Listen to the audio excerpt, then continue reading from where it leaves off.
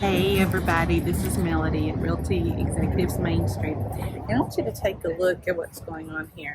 See? Yeah. And so I've been out showing property all day and realized, you know what? I need some gas. And I get to the gas station and they said there's no electricity.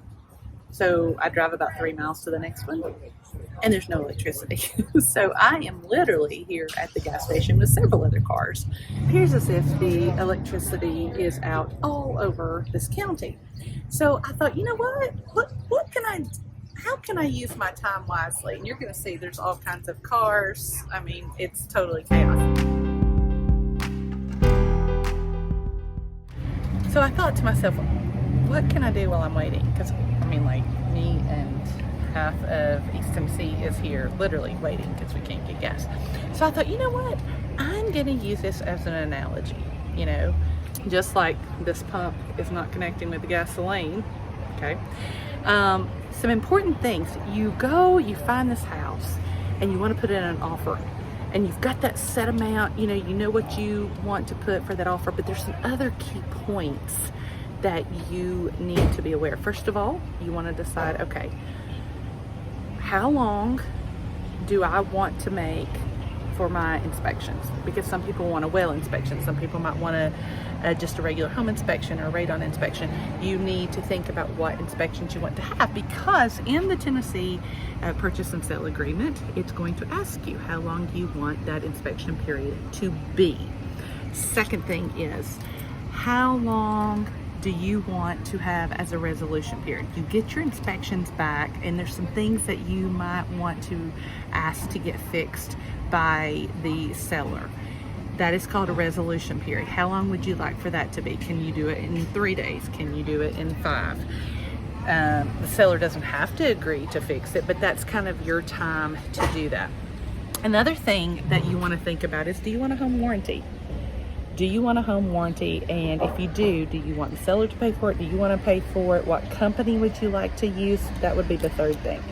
The fourth thing is, how much earnest money do you want to put down? Earnest money is basically like a little down payment. So you're credited that amount at closing, but it kind of gives the sellers almost like you're making a promise and saying, hey, I'm really interested in this house. Here is this money to hold. Now, the sellers don't get it. It usually is held by a brokerage or it's held by a title company until closing. But if by chance you get through all of your contingencies and then you decide to back out, well, a lot of times the seller's going to get that money. So you need to keep that in mind. You want to have an amount that looks nice and pleasant for the seller, but if you get cold feet, then more likely than not, it's going to go to that seller. So that's the fourth thing. The fifth thing is, you want to decide what title company you would like to use. And a lot of you might say, you know what, I don't even know what title companies. Well, friends, you need to check on title companies, find out what their fees are, or ask me. I'll be glad to call around and get some fees for you as far as their processing fees and things of that nature.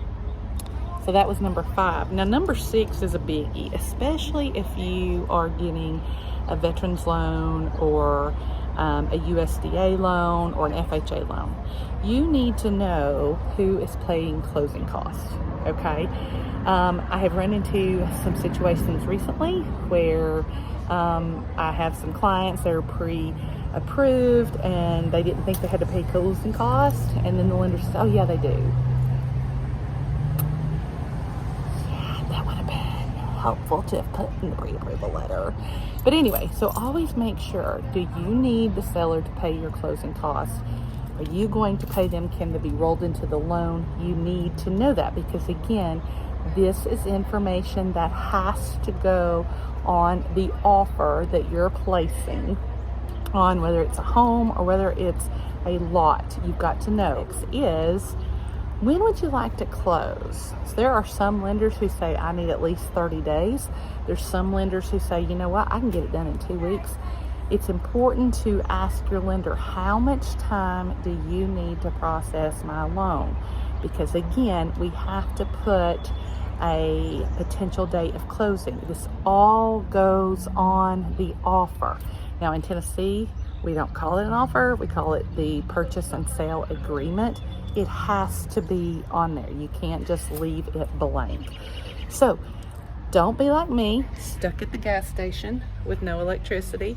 I don't want you to be ready to put in an offer and then it's like, oh, I have all these things I have to decide on very quickly. If you can go ahead and decide on some of these things now, it'll make putting in your offer a lot easier.